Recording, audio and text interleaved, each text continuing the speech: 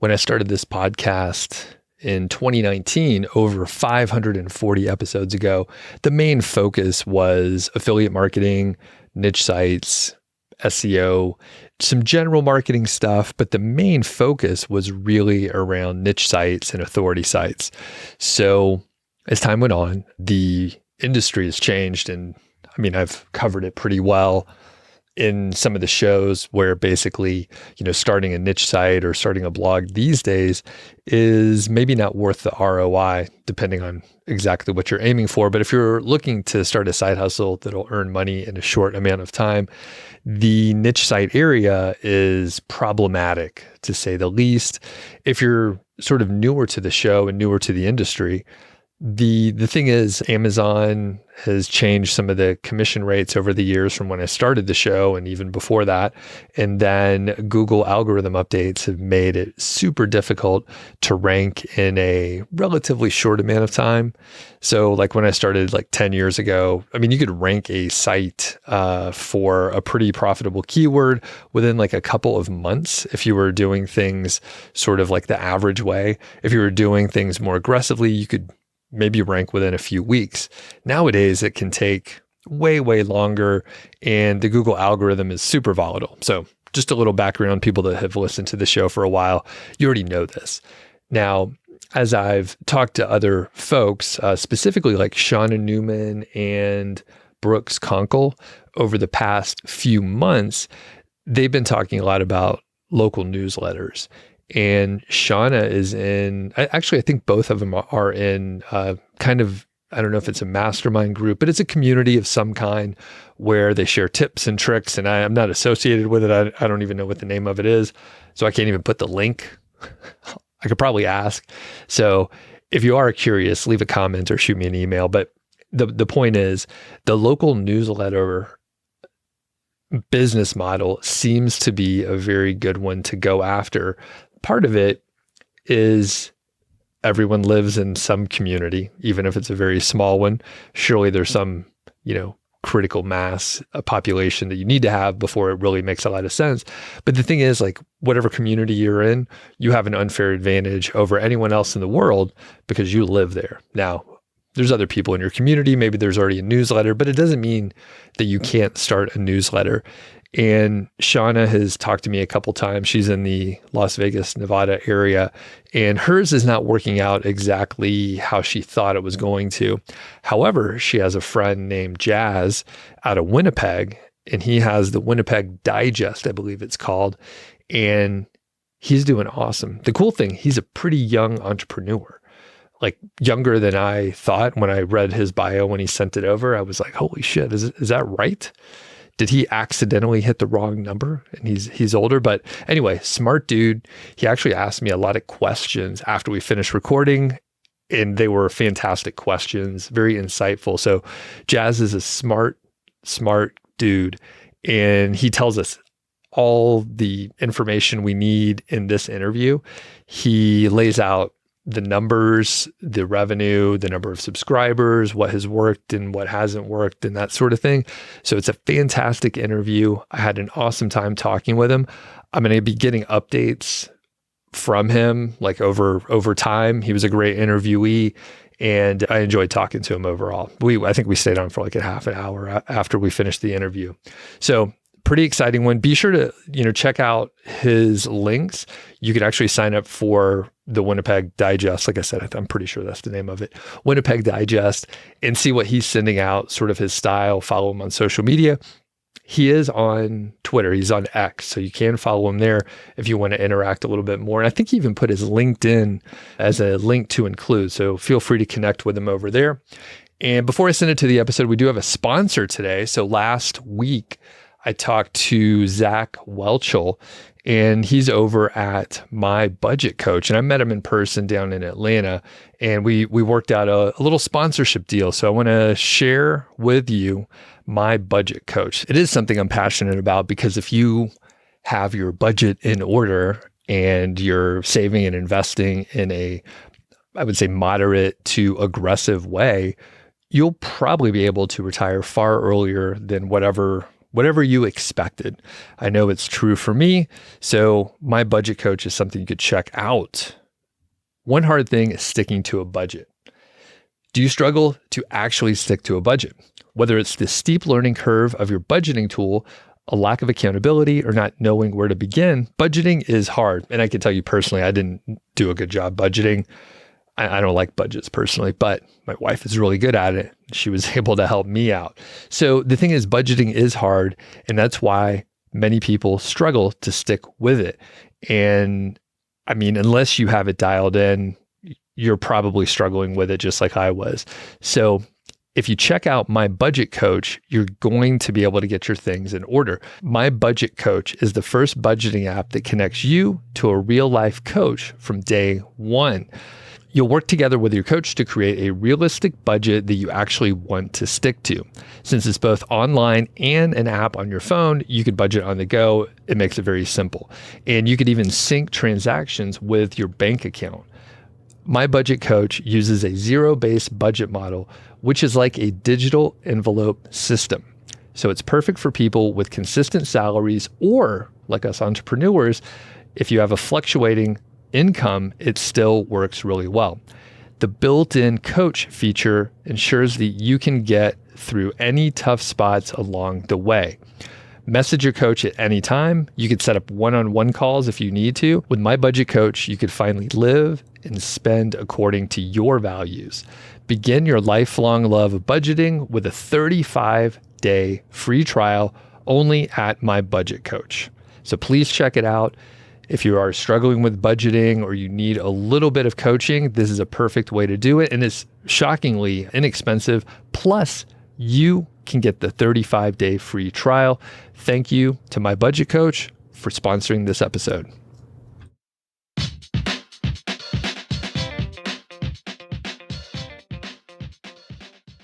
Hey, what's going on? Welcome to the Doug Show. My name's Doug Cunnington, and today we're talking more about newsletters, which is pretty exciting, and local brands. Really, it's a local brand.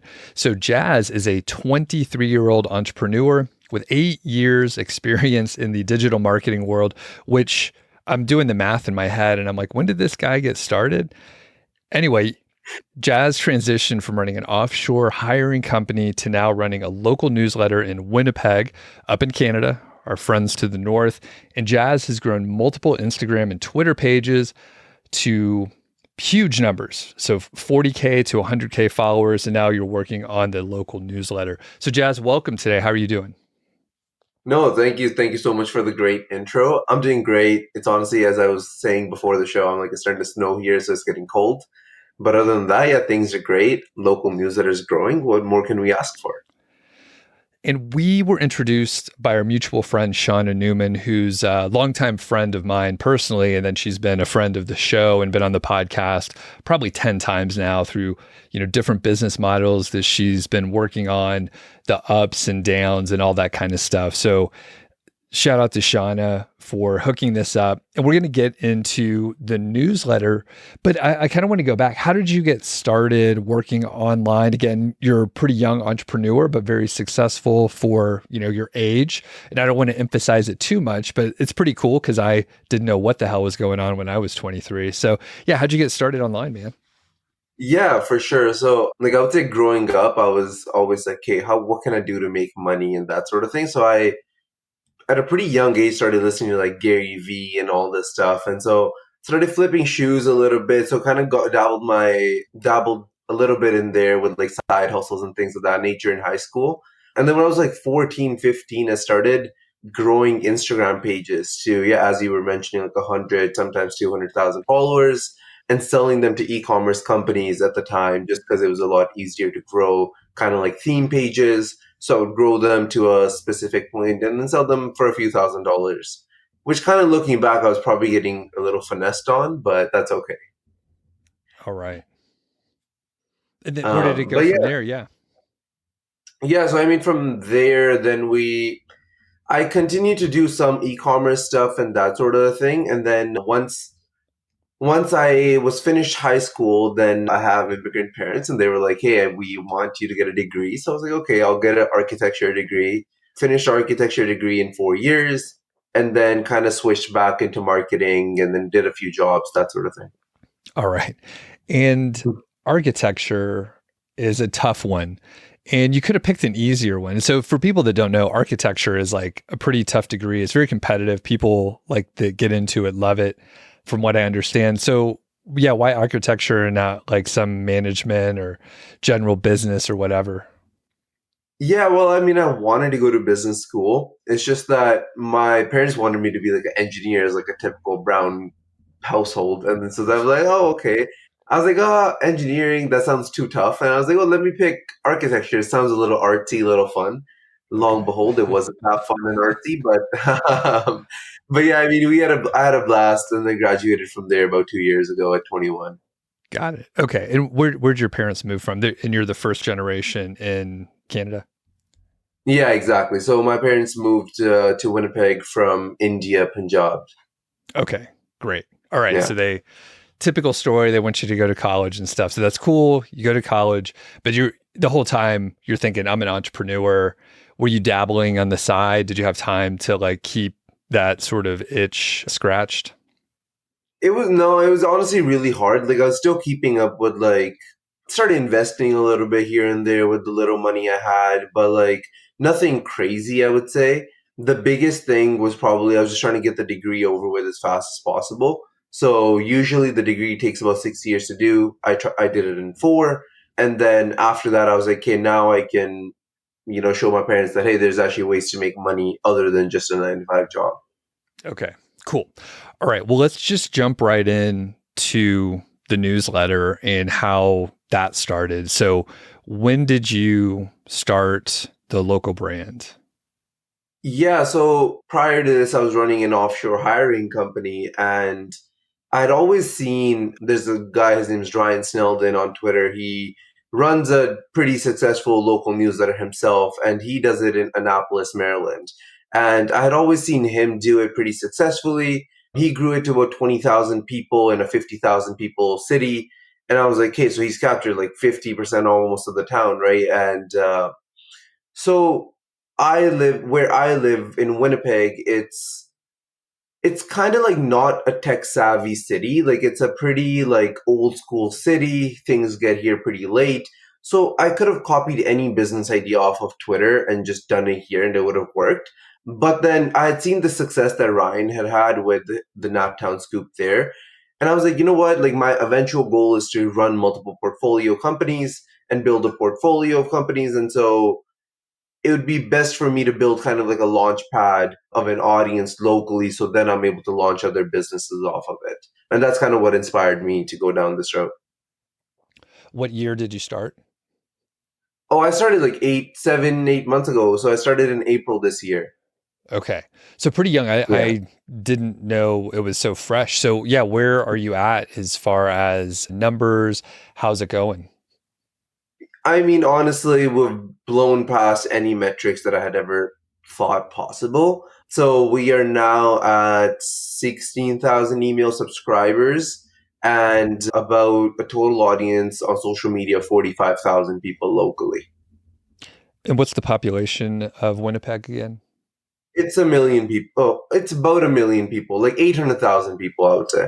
Okay, great. So tons of room for growth here. Now, is Yeah. it go ahead. So, yeah, no, I was just gonna say, yeah, I mean, I think eventual goal is probably to grow this to about 100 to 150,000 people, and that would be like a really, really good spot to be in. And so that's kind of the goal that we are striving for, at least. And so the 100K, that's great. That would be like roughly 10%. And I imagine it's like many cities where there's a bit of a hub of a downtown and then there's like some suburbs around. Is it kind of a typical sprawl? Yeah, yeah, exactly. So, well, it's considered one city, yeah, but it is like main downtown. Everything is covered in a 30-minute radius, though. Like the city's fairly small. Like I can go from any suburb to the other side of the city in 30 minutes. Okay, that's great. So traffic isn't super horrible, but there's no Yeah. traffic. All right. Um, okay, so 100K subscribers, like what what's the estimated say monthly revenue if you do hit 100K? And you have to extrapolate. There's some waste. Sometimes numbers fall apart when you look at projections like that. But yeah, what would you estimate like the revenue could be if you have 100K subscribers? I probably so I haven't really thought that far, but what I do know is, so actually, recently another newsletter was sold that had about 40,000 subscribers, and they were doing about $5 million in revenue a year. So I'm pretty confident that we'll be in like high seven figures to low eight figures range if we're able to get to that about 100,000 people mark. Got it. That's way higher than I would have guessed. That's so much higher than Um, because I'm not on X looking around, but I know people that are like in the know, like that makes sense, right? Yeah, I mean Ryan. So I mean, my I can give my numbers, and Sure. then Ryan's been running it for a lot longer. And of course, I'm only speaking, like, not speaking on his behalf, but these are just numbers what I've heard.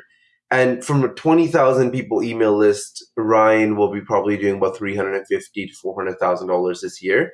And so I would say it's like possible to do. I would say mid seven figures with about 100,000 people here, definitely in Winnipeg. Amazing. So you have about 16,000 on your list in Winnipeg. So can you share like some of the revenue numbers and maybe how it has grown over the few months here? Yeah, for sure. So since our growth's been so rapid, we've only actually truly started monetizing in the last 2 to 2.5 months. And I recently went full time into this from my last gig. And so I've only been able to now give it some actual time that it deserves. And so in about the last 2 months, we've now booked for the next 12 months revenue of about $60,000 in the last 2 months. The goal is probably to end the first year, or like at least next year, next full year, we want to do about 200,000, 250,000, and then yeah, I mean hopefully we can beat that number. So that's amazing. Again, we we know that emails and the email list are great because there's so many different options of monetization. But the sheer numbers, especially, I'm coming from, and a lot of the audience is coming from like the affiliate marketing and niche site Yeah, world, where at one point in time, 8 years ago, it was like very profitable, these sort of shocking yeah. numbers, right? But it's gotten harder, more competitive. A lot of the components, SEO, have like sort of fallen apart. AI hit. So this is super cool. So you're targeting 250K for next year. So what are the monetization methods? Yeah, so I mean, I would say there's actually a few ways that you can monetize, and being in a part of, well, I'm in a part of a group that same thing with Shauna, where I met Shauna, and it's a bunch of local newsletter folks. So there's a few ways that you are able to monetize. The primary way I'm doing it personally is annual sponsors. So there, you can definitely do like one-off advertising and that sort of thing with small businesses. I find that to be a hassle. Like if I'm working with someone and they're paying me $1,000, they kind of want track for all of that $1,000. Like, hey, how am I like spending it? How many clicks did it get? So that sort of thing. What I'm doing now is I'm selling exclusivity. So I'm going to a business in each industry. So let's say there's 20 industries. I can have 20 different sponsors. And in the car wash industry, I'm going and being like, hey, you advertise with us for a minimum spend of $12,000 for the year, and you'll be our exclusive partner in this industry essentially, and you kind of get exclusive access over our audience, and none of your competitors will. So are there any other methods that you're using, or it's just straight up advertising within the newsletter? I'm doing mainly advertising. I know a few other folks that are kind of playing around with the idea of like a discount card and that sort of thing. So I'm working on that. About $25 a card, 10 different restaurants, a one-time discount at each restaurant, and you're able to sell even 150, 200 of them, and that's like an additional $5,000.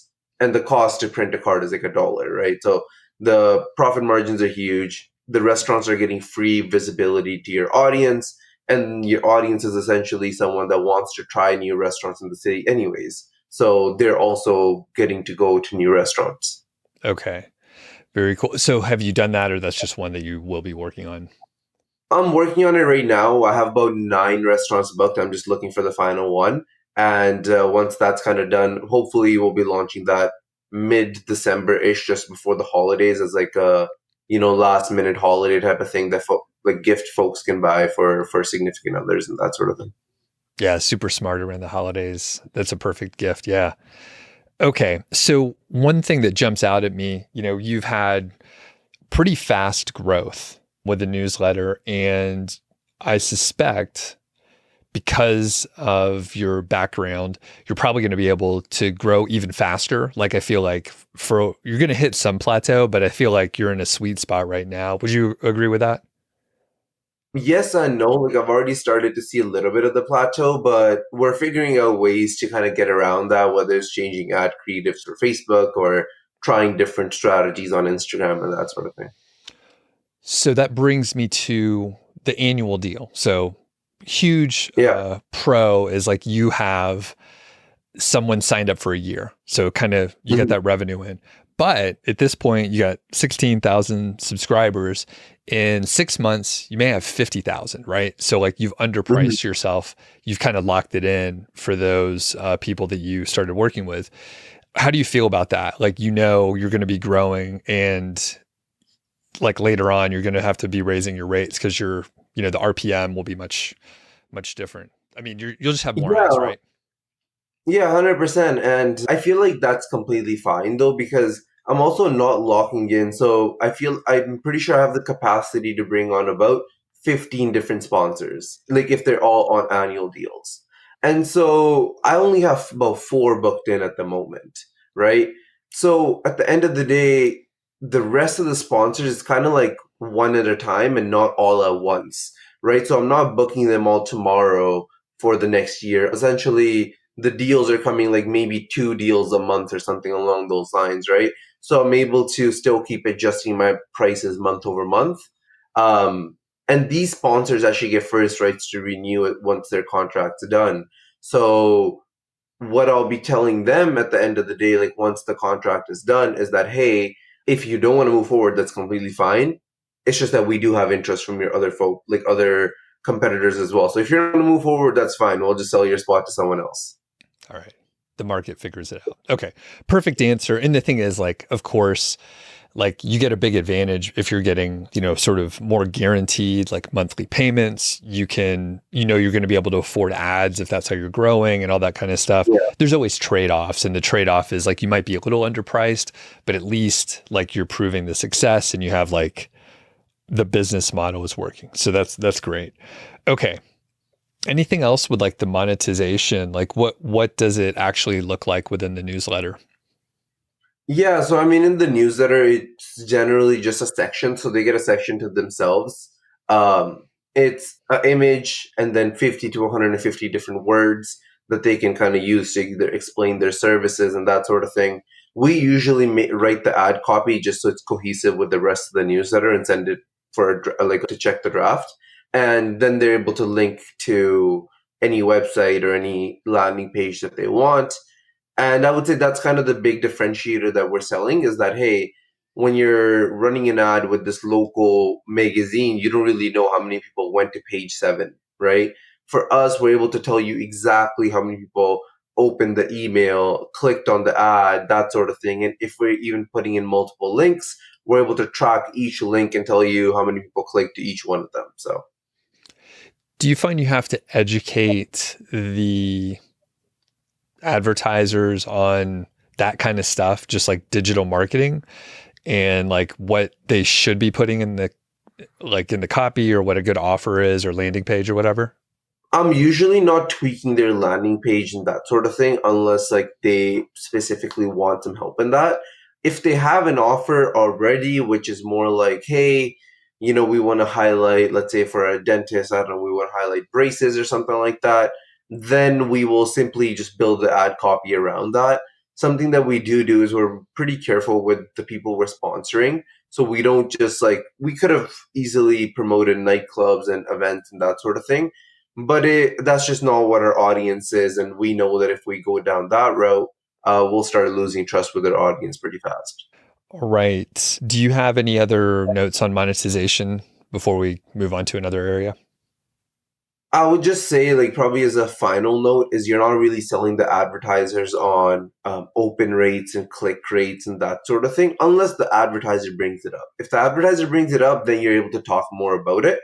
Because, I mean, we have a great open rate and click rate, so we can talk about it, but it's just that to the average business owner, they don't really care about the open rate or click rate. What they care about is how many people are going to see the ad, why should I advertise with you, and what's unique about your way of advertising, right? Because most of these business owners have been approached by social media agencies and that sort of thing, so they've kind of lost their trust. So you kind of need to help gain that trust back in a way rather than selling them on like open rates and click rates. So what is special about your email list? Yeah, I mean, we know that we have a demographic of 20. So the age range that we have, 93% of the folks are between 27 and 65. So a little old on the older end of the spectrum. 75% of them own homes, right? And we've run these surveys to ask them these questions. And then we usually extrapolate the data. So it's, let's say, like if 600 people answered a survey, then we generally know that that's probably the general consensus of the rest of our list as well. Um, so we know that we have a high, like, we have more like white collar audience, people that are actually going to buy things from you, people with families and that sort of thing. So that's the sell to our advertisers, is that, hey, if you're going to book a billboard or something or a magazine, you don't even know how many people looked at that ad, right? We're kind of giving you the best of both worlds, Facebook, best of Facebook ads, but also the local feeling of like a billboard or a bench ad and that sort of thing. You mentioned Facebook just now. So, we've been talking newsletter, but like, what is the full platform, all the different pieces of the business? Yeah, so I mean, the different pieces are, there's two big sides to the business. One is our content creation side. So we make a post on our social media every day. So that's one thing. And then the other is we send out a newsletter 3 times a week. So that's what the consumers see. And then the unique thing about us in comparison to other local newsletters is we have built an audience on multiple platforms, right? So because we have an audience on Instagram and TikTok and that sort of thing, we're able to go to advertisers, and the ones that it makes sense for, we can sell them Instagram slots, but also newsletter spots. So sometimes the advertiser might not be interested in just a newsletter spot. So then we kind of sprinkle in a few different Instagram reels and that sort of thing and price it accordingly. And so that's kind of the one side, and the other side obviously being working B2B with businesses and selling the ad slots to these places, which also allows us to have more advertisers as a whole for the year as well. And across all social media, it's a little over 40K We followers. have, I mean, like total, I would probably say about 45 to 48,000 followers is probably where we're at. In which platforms again? Yeah, so it's about 40,000 on Instagram, another three or four on TikTok, another three or four on Facebook, and then, yeah, 16K on our email list. And I suspect your previous experience with Instagram helped a lot and you were able to grow faster because you know what works and what doesn't work. 100%. That's a big factor of things. I'm just a big believer in like see what other people have done in similar industries, and just you can copy that to start and then start putting your own twist on it. So that's kind of what we did. Is in the beginning, when we started Instagram, we just saw what was To Do Toronto doing, what was 604 Vancouver doing, what was there's like 70 pages for New York and Boston. You can just go to there and like see what type of reels they're posting and how they've grown and what works best for them. And you can just do that for your own city, and that's kind of what we've done here in Winnipeg. Okay. So nothing crazy. You just go look and see what's working and then put your own flavor on it. Essentially, and then you start by copying them, and then as you keep posting content, you start experimenting with a little bit of your own stuff and see what works from there. All right. How many people are on your team? It's just me and like two other VAs. That's it. Okay. What did the VAs do for you? They essentially just curate the information. So before I'm going to write the newsletter, they'll usually just pull all the events and that sort of thing that are happening. So that's one. And then the other one manages some of the Facebook creatives and that sort of stuff for me. Both are part time. Cool. All right.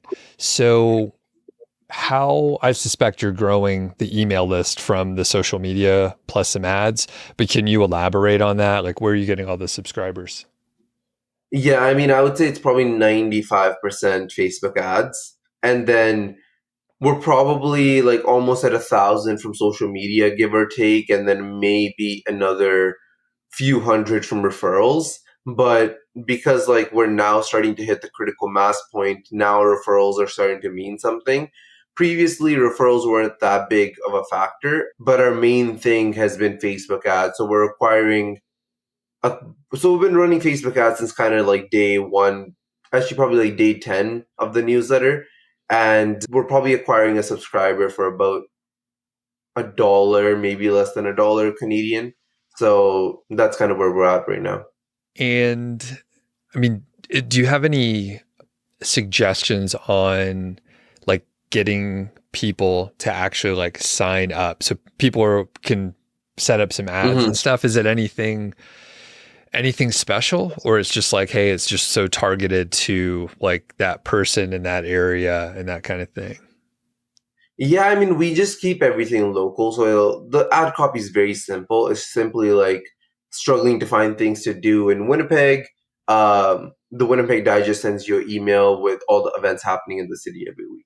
That's probably that's a simple, that's the creative. And then the background is usually some sort of monument or something of the city, or like some sort of video that shows people that it's actually Winnipeg. And that's about it, honestly. On Facebook ads, I would say 90% of your results are going to come from how good your creative is. And that's really all we're doing. Okay. When and really, I mean, there's no clickbait stuff. It's not, Yeah. something weird. It's like they know what they're going to get. They know what you're doing, and there's no trickery involved or anything, which obviously wouldn't work. But it's like if people are looking for a trick, there's no trick, right?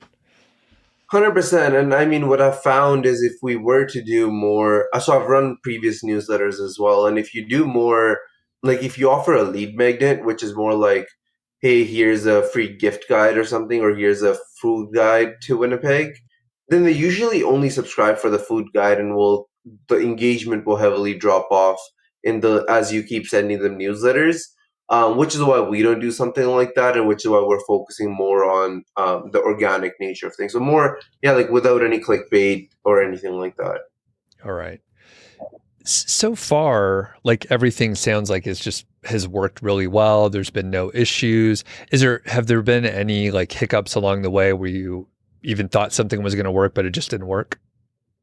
I wouldn't say so. I would only say that it gets pretty like mundane. Like it gets pretty like what's happening in the following week at the end of the day, right? I know that I'm gonna hit up the same annual advertisers. I'm gonna confirm the same ads. I'm gonna send out, maybe a few different drafts and that sort of thing. But that's probably the only like downside. So you start to question your own growth. You're like, so why am I growing? Like, am I even providing something that's valuable? Because it's almost kind of come too easy. Um, so I would say it's a very simple business. It works. Anyone can make it work in their city. It just kind of comes down to like, can you do it for long enough? Can you be consistent? Because you can't really skip newsletter editions and that sort of thing, because then you start to lose your audience's trust, right? And I run a poll in every single one of my email newsletters and editions, and the replies I get kind of help me keep going, I would say, because the replies will be like, honestly, like, I don't know if this is something weird to say, but I look forward to seeing your newsletter every day in my inbox, that sort of thing. So it's great. It's like a very positive thing that people are replying. Interesting. And like, how many people reply back to the surveys? The poll will probably get about 150 like poll responses, and then like literal replies is probably like 20, 25. And then what's your open rate? It's 50, well, it was about 51, 52%. And then now we recently cut like 1,000 subscribers because we had never done that before, that were kind of unengaged. And Now it's up to like 57%. Man, that's crazy. And then what about click through? That's about 7 to 10%. Awesome. Yeah, really good numbers for people that aren't familiar. Yeah, and that makes sense. Like you said, just it becomes a little bit routine and you're like, oh, another event, another whatever trivia or whatever kind of thing. When you write the newsletter, do you write it like a personal email or do you write it like a like an actual newsletter or do people know your personality? Yeah, like how do you view that? Yeah, it's a mixture of both. So actually, in the beginning of each newsletter, I have like a little us section where I'm usually saying like something. So, for example, in today's newsletter, I said, "Happy Monday, Winnipeggers," and hopefully we can help you plan out your week for the coming week. And snow's starting to hit. We are going to talk a little bit more about that in the newsletter. There's some accidents and that sort of thing that happened. So just like a reminder to be safe on the roads, that sort of thing. And then in our Monday edition, so we actually do something that's like specialty sections. So in the Monday edition, we have like a community feedback. So I pick like the three best responses from the previous week and then I share them. So that gets people to more respond to the polls. And then also, like, for example, a response might be, oh, a colleague of mine shared this with me a week ago, and this is the best thing I'm subscribed to in Winnipeg. That was for last week, and I saw that a lot of people actually sent that newsletter to other people simply because of the fact that that response was in there, right? So it's kind of a mixture. So we do that, and then we have like other sections. So it's like the news section and the event section where we're curating essentially all the news and events happening in the city. But we do have our like local friendly tone, which is, I mean, it's probably how any marketer would say it, is keep it simple that, a fifth grader can understand it. And that's usually the tone that we're a little playful that we're doing in the newsletter. Got it. And I'm jumping around a bunch, but so you don't have a big team. You have a fairly significant social media following. Are you like on camera on Instagram and stuff? Like they know Yeah. jazz and stuff. So Yeah, you kind of become like a local celebrity, I would yeah. say. Like once, if I step out of the house, I'll probably, and if I'm out and about, like at a coffee shop or at the gym, I'll probably get recognized like 2 to 3 times almost every single time I go out. Just kind of like, oh, you're the Winnipeg Digest guy. I love what you're doing and that sort of thing. It's also another great way to like talk to people that you wouldn't usually have access to.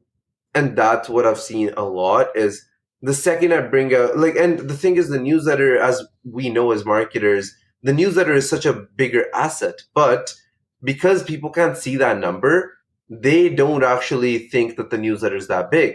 So they actually care more about the Instagram following and that sort of thing more than they care about the newsletter or anything else. Yeah. Very interesting. Probably good for dating life too. I don't know. Do you want to share? No, I'm just Ye- kidding. Yeah, it is, and I mean, like, I I have a girlfriend, but usually, like, you'll see, I like a lot more girls have been approaching me at like the gym and that sort of thing, and so yeah. All right. So that may be the best reason to to start a local newsletter. Just kidding. I mean, Just if you're single, you should definitely do it. kidding. But I hear you though, because people don't know, like you said, the newsletter, they don't see the stats or like what that actually means from a revenue Yeah. standpoint, but they can see, you know, social media followers or like I'm thinking of like YouTube versus podcasts and stuff like that. It's like people, depending on the niche, it's like, yeah, people really care about the number of subscribers on YouTube, but really it's like the number of views, which may or may not be helpful. And it's all just I don't know, vanity Yeah, I metric. mean, I would also add, if you're gonna get into this space, you should definitely focus heavy on the social media. At least for me, it's worked great because when I reach out to an advertiser, I'm able to, rather than saying I have 16,000 email subscribers, I'm able to say that we're a local newsletter with a total audience size of 60,000 people, right? So because I know that, hey, potentially they might want Instagram ads and that sort of stuff. Second reason is that people will usually search you up on social medias. And when they see that you have a large following, honestly, the way they talk to you changes a lot. So that's been a huge reason for us is because we have a large social media following, we are able to reach out to almost any company on social media and they'll reply back to us for sure. Simply because they know that we are probably like a top 10 Instagram page in our city at this point, close to being like a top five. And so it's like they know the power that we hold at the end of the day. And it changes the way that they will talk to you or handle like a question that you're asking them. About how many hours a week are you working on this? If I'm if I'm including probably like talking to advertisers and going out for coffees and going out for events and that sort of thing, probably give or take like 30-ish. If I'm not including that, it takes me about 3 hours to write a local news each edition, so that's 9 hours a week, and then it takes me another hour and a half to create an Instagram post every day, which 6 days a week ish is whatever that comes out to. So less than 20 hours. Okay. Do you batch it much, or do you just do a little bit each day? No, it's everything's done every day. So the Instagram posts are done every day. The newsletter editions are written the day before, and yeah. Okay. Not too bad. Not too bad. It's like less than, a full-time job, and they'll try to get you to work longer. So, okay, great. Let's see. Well, everything sounds Well, like, oh, go ahead. yeah, no, I was just about to say, like, I would say when I worked a full-time job and probably got paid like let's say 75,000 a year, I felt at least that I didn't work for half of the hours anyways. Like out of the 40 hours you're working, give or take like 5-6 hours are like lunches and stuff, right? Then you're like extending your work hours as much as you can, right? Taking as much time on a single task and that sort of thing, because you know that there's no direct incentive to like how much, as long as you keep maintaining a certain quality of work, that's all that really matters. Whereas here, it's like my goal is to finish my work as fast as I can so I can do other things. Yeah, totally. Yeah, yeah. If at a job, if you finish early, you just get more work. So Yeah, don't do yeah. that. So if you finish early, don't tell anyone, and then you'll just have free time. That's a trick. You see why I got laid off, right? So I was a bad employee. Okay. I mean, I was hiding in bathrooms too, so that's okay. So we got to start wrapping up here, but this is amazing. I've learned so much.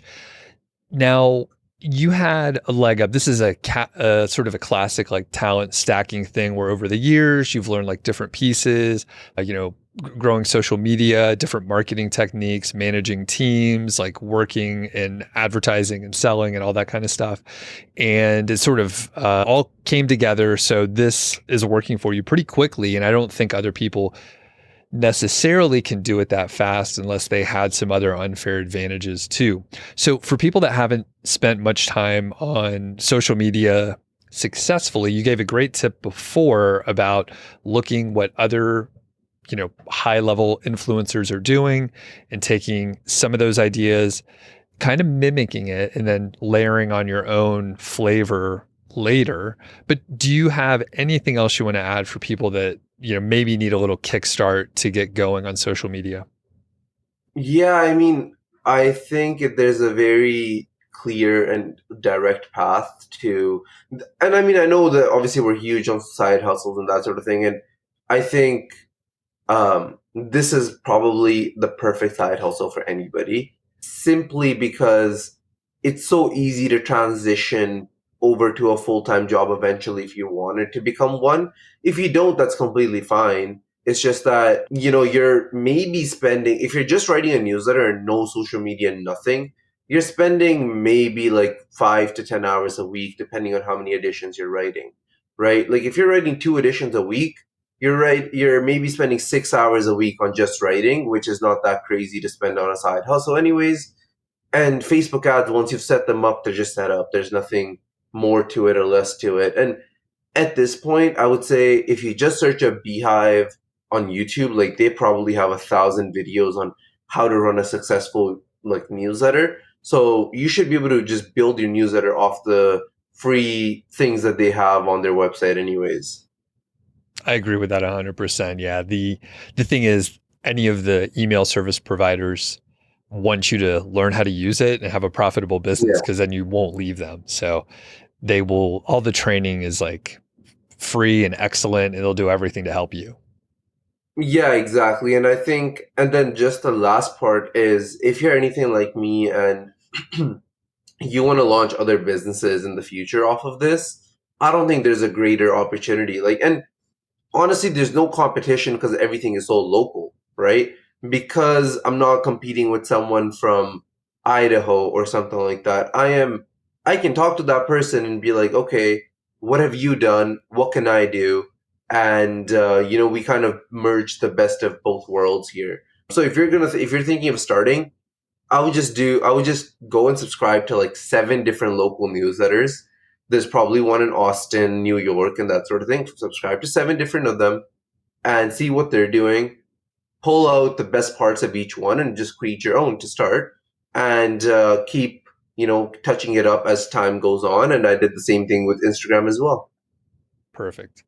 So you want to be at about 200 to 250K revenue next year, or profit. I didn't ask, but I assume just top line revenue.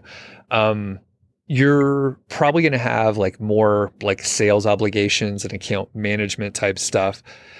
Are you going to try to do it all on your own, or are you going to bring some people on to help you out, more VAs? So I think what I'll do is maybe bring on like appointment setter type of situation where they're able to set up a bunch of appointments for me on Mondays or Monday, Wednesdays, or Fridays, because those are the 3 days that I don't write the newsletter. So if they're able to do that, then I can go and talk to these local businesses for coffee and that sort of thing. And that's probably what I'll do to start. Eventually, I do want to bring on someone maybe like full time commission, but like, because I know that there's a, like, even if we're offering 10-15% commission, that's decent commission for anyone that's kind of coming on, even as a part time job. So maybe do that eventually. But I do want the last thing I'll be handing off will be the content because that's kind of the bread and butter of the whole business. Yeah, it's also the most time consuming, but yeah, I hear you. It's like, like you can control so much by, obviously the newsletter is probably like the most important piece, but yeah, like if you had to, like how would you outsource part or all of like the newsletter writing? Do you have any ideas? Yeah, I mean, I would probably hire folks for to write different parts of the newsletter. So I wouldn't hire just an overall writer. I would hire a VA for events part, then I would hire another VA for like our news stories, and then another one for like our community initiatives and that sort of thing. And maybe all part time, just because like personally, like I think all three of them require like a different tonality that you're kind of speaking in. News is a little bit more serious, community initiatives is a little bit more playful, happy, and then events is like more curation. So that's probably the way I'll go about it. And then I'm kind of like just the final checkup. That's probably what I'll do, but when I do have to outsource it. Yeah. Interesting. I had an idea. Like I have a friend, and she's like an on-air meteorologist in, St. Louis. But the thing is, you could potentially get someone that like works at a news station who's like basically they're a journalist, right? Like they act like they Mhm. went to school and they're like good and they're pros, but they also have a big network and they're already like mini celebrities in the town. So it's like you could get the meteorologist to like write a little section or something like that. And they would, I mean, depending on the city and all that, like they may or may not get paid very much. Like it turns out local news folks don't get paid nearly as much as you think. So they'd be like, sure, I'll do this for like whatever, a few $100 per section. And then they're expanding their network. You got a good partnership. Anyway, just an idea planting in your head there. Something that I have seen though is what a lot of folks appreciate about our newsletter is the simplicity and the simple tonality of it and the local friendliness, Yeah. which from news, it's more like so uptight and the news almost acts like authority, like, hey, we're authority over you, whereas when we're talking to our reader, we're talking to them like they're a friend of ours, Yeah. right? So that's kind of the big difference there. So when we're talking to them and they're like, oh yeah, kind of like a friendly tone and that sort of thing, any decision that we make in the newsletter, so if we're introducing a new section or taking out a section, we always run a poll. So it's kind of like a community led initiative. And it's kind of like, for the people, by the people idea. And that's kind of what we're doing here. Got it. Okay, that makes total sense. All right. Well, I think we're wrapping it up here. So, Jazz, is there anything else that you want to share before we let people know where they could find you? I wouldn't say so. I would just say that if you're in almost any town, especially in North America, with a population of over like 75,000 people, you should definitely start this in your city. So many perks to it. You'll be a local celebrity. You'll make good money off of it. And it's a great launchpad to run other businesses. So, Pretty cool. All right. Well, we'll link up to your main website, the Winnipeg Digest, and we got your Instagram, we got X, LinkedIn, all this stuff, so people could follow those links and follow you, see what you're doing. It's been amazing. Thanks a lot. no, thank you. Thank you for bringing me on. And I had a blast as well.